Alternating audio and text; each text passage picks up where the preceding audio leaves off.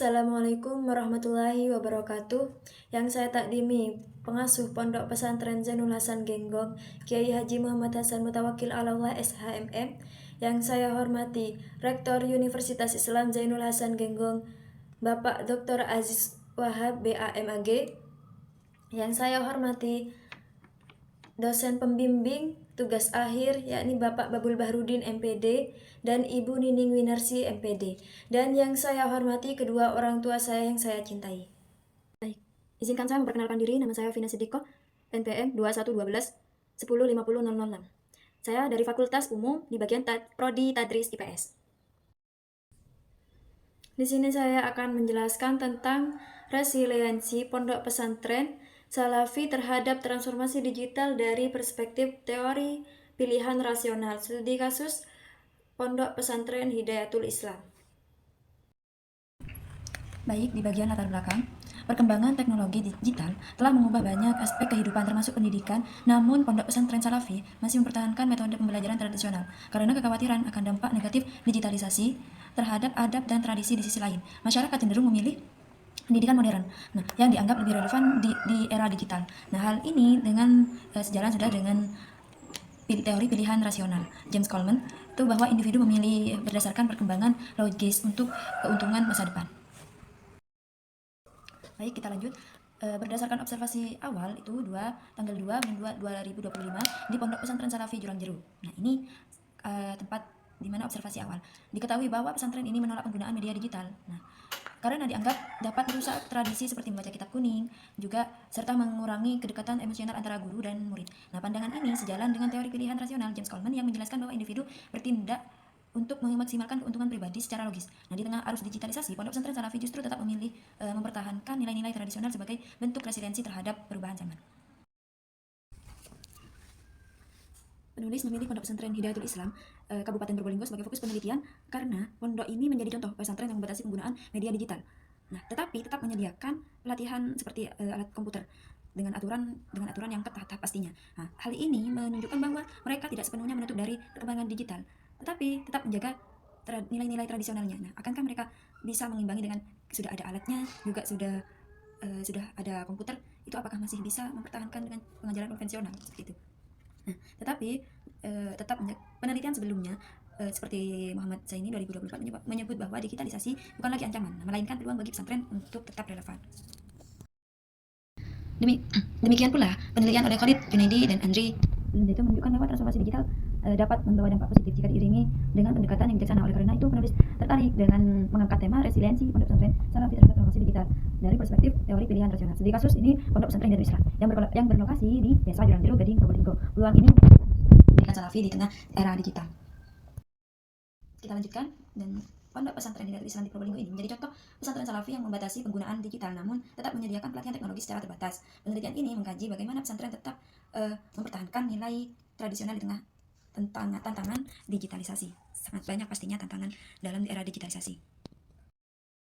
Bagian rumusan masalah itu yang pertama, bagaimana bentuk-bentuk resiliensi pesantren salaf, dalam hal ini Pondok Pesantren Hidayatul Islam, untuk tidak bertransformasi secara digital dan tetap menggunakan cara konvensional dalam pengajaran. Yang kedua, bagaimana dampaknya resiliensi Pondok Pesantren salaf itu dilihat dari perspektif teori pilihan rasional. Tujuan yang pertama itu untuk menganalisis bentuk-bentuk resiliensi pesantren salaf, dalam hal ini Pondok Pesantren Hidayatul Islam, untuk tidak bertransformasi secara digital dan tetap menggunakan cara konvensional dalam pengajarannya. Dan kedua, itu menganalisis dampak resiliensi Pondok Pesantren Salaf dilihat dari perspektif teori pilihan rasional. Dan manfaat penelitian ini, dalam manfaat teoritis, itu penelitian ini memperkaya pemahaman tentang resiliensi pendidikan tradisional, khususnya Pondok Pesantren Salafi yang tetap memilih metode konvensional di tengah arus digitalisasi. Nah, dengan menggunakan teori pilihan rasional, penelitian ini menganalisis pengambilan keputusan pesantren secara rasional demi menjaga nilai budaya dan agama, serta memberikan wawasan baru dalam konteks pendidikan tradisional di era digital. Nah, manfaat praktis bagi masyarakat. Yang di sini yang pertama, bagi masyarakat itu menjelaskan alasan pesantren tetap konvensional dan mendorong apresiasi terhadap keberagaman metode pendidikan. Bagi pondok pesantren, itu membantu pesantren memahami pentingnya keseimbangan antara tradisi dan transformasi digital dalam pengambilan keputusan pendidikan. Nah, bagi pemerintah memberi dasar bagi kebijakan yang menghargai metode tradisional pesantren tentunya, serta mendorong dialog dan strategi inklusif dalam pengembangan pendidikan berbasis teknologi. Baik, dalam penelitian terdahulu, itu yang dari Muhammad Chani 2024, judulnya Pesantren dalam Era Digital Antara Tradisi dan Transformasi. Poin pentingnya di dalam artikel yang ini, digitalisasi bukan ancaman, tetapi peluang bagi pesantren untuk tetap relevan tanpa meninggalkan nilai tradisional. Nah, dan Khalid Junaidi 2023. Di sini judulnya itu dampak transformasi digital terhadap metode pengajaran di pondok pesantren Kampar tuh ya. Poin penting, digitalisasi membawa manfaat, namun tantangannya terletak pada keterbatasan infrastruktur dan kebutuhan di dalam pelatihannya. Dan dari Ismail Eka Putri 2023 itu judul Era Digital Membangun Peradaban Baru dan Kebudayaan Pesantren. Nah, dan poin pentingnya itu pesantren mulai berubah dan lebih terbuka terhadap digitalisasi tapi tetap menjaga identitas budaya dan agamanya. Untuk bab 2, kajian teori. Yang pertama, konsep resiliensi. Resiliensi adalah kemampuan individu ataupun kelompok untuk bangkit dari tekanan atau peristiwa traumatis. Nah, resiliensi itu membantu seseorang menghadapi stres atau kesulitan dalam memilih itu. Dan kedua, faktor-faktor pendukung resiliensi itu ada dukungan sosial, itu bantuan emosional dari keluarga atau teman, memperkuat daya tahan, meningkatkan rasa percaya diri, dan mempercepat pemulihan. Itu dalam dukungan sosial. Juga ada kemampuan di dalam faktor-faktor pendukung resiliensi ini, juga ada kemampuan mengelola emosi. Individu yang bisa mengendalikan stres dan emosi memiliki ketahanan lebih baik dalam menghadapi tantangan. Yang ketiga itu ada pola pikir positif. Optimisme membantu seorang bangkit dari kegagalan dan melihat kesulitan sebagai pelajaran untuk berkembang. Nah, yang terakhir itu kemampuan beradaptasi. Resiliensi membutuhkan fleksibilitas dan kemampuan untuk menyesuaikan diri terhadap perubahan agar tetap bertahan dan tumbuh. Nah, yang ketiga yang di PPT itu Pondok Pesantren Salafi. Nah, di situ Pondok Pesantren Salafi fokus pada ajaran Islam yang bersumber dari Al-Quran dan hadis sesuai pemahaman generasi salaf. Sistem pengajarannya tradisional menekankan pada kitab kuning. Nah, itu yang dimaksud dengan metode pembelajaran tradisional. Seperti itu. Yang ada poin-poin Pondok Pesantren Salafi ini, salah satunya nilai-nilai yang diajarkan dan kembali kepada Islam sejati, juga menjalankan syariat disiplin dan menjauhi penyimpangan ajaran. Nah, lanjut untuk transformasi digital. Yang nomor 4, transformasi digital. Itu pengertiannya transformasi digital sudah tidak asing lagi ya. Itu untuk mengubah cara manusia bekerja atau belajar dan berinteraksi dalam pendidikan. Apalagi untuk sekarang yang sudah serba digitalisasi ya, sudah serba digital. Nah, itu yang pengertian dari transformasi digital yang sudah tidak asing. Sekarang transformasi digital dalam pendidikan pondok pesantren salaf. Nah, di situ digitalisasi tuh menghadapi tantangan seperti ketimpangan akses teknologi dan keterbatasan infrastruktur. Namun, digitalisasi juga membuka peluang untuk meningkatkan kualitas pendidikan agama melalui platform online di media sosial. Nah, pesantren Salafi ini ada yang tetap mempertahankan metode tradisionalnya sambil memilih teknologi secara selektif dan bijak agar tidak mengganggu nilai-nilai agama. Komunitas pesantren yang solid memungkinkan mereka saling mendukung dalam mengatasi tantangan digital sambil menjaga interaksi sosial dan pendidikan karakter dan pendidikan karakternya gitu ya. Lalu yang nomor 5 itu teori pilihan rasional. Nah, di sini teori pilihan rasional itu menjelaskan bagaimana individu atau kelompok membuat keputusan logis untuk mencapai tujuan. Itu dari James Coleman menyatakan bahwa tindakan rasional itu didasarkan pada preferensi, informasi serta pertimbangan biaya ataupun manfaatnya. Prinsip dasarnya dari James Coleman ini preferensi yang jelas dan konsisten. Yang kedua itu informasi memadai. Yang ketiga, tindakan logis. Yang keempat, perbandingan alternatif itu berdasarkan biaya dan manfaatnya. Nah, yang terakhir, relevansi teori pilihan rasional dan transformasi digital. Nah, teori ini sudah dalam era digital karena individu dan organisasi menggunakan analisis rasional untuk memilih teknologi yang meningkatkan efisiensi dan produktivitas. Dalam konteks pesantren, yang keputusan menggunakan sistem digital dilakukan setelah menimbang manfaat dan biayanya demi meningkatkan pengelolaan administrasi dan pembelajaran itu teori. Nah, teori ini menekankan pentingnya keputusan logis dan efektif dalam menghadapi berbagai pilihan teknologi yang tersedia. Seperti itu. Dan kita lanjut slide berikutnya. Baik, seperti di sekarang bagian kerangka konseptual ya, tetap masih di bab 2. Itu ada gambar.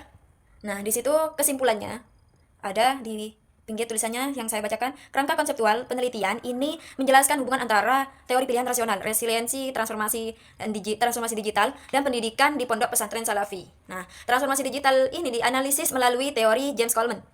Nah, dengan aktor seperti peserta didik dan pengasuh yang membuat keputusan berdasarkan sumber daya seperti akses teknologi dan keterampilan. Meskipun pesantren Salafi mempertahankan metode tradisional, mereka itu tetap perlu beradaptasi agar tidak tertinggal ya dengan transformasi digital. Nah, peserta didik diharapkan mampu, atau di pondok pesantren diharapkan mampu memanfaatkan teknologi tanpa mengorbankan nilai-nilai moral dan tentunya tradisi di pesantren. Baik, kita lanjut ke bab 3. ini metodologi penelitian. Nah, pendekatan dan jenis penelitian, di sini penelitian ini menggunakan pendekatan kualitatif dengan jenis studi kasus. Oke, lokasi penelitian berada di Pondok Pesantren Hidayatul Islam, Desa Jurang Jeruk, Probolinggo. Data dikumpulkan melalui wawancara, observasi, dan analisis dokumen dengan fokus pada resiliensi pesantren Salafi terhadap transformasi digital menggunakan teori pilihan rasional James Coleman. Oke, ke selanjutnya itu kehadiran peneliti.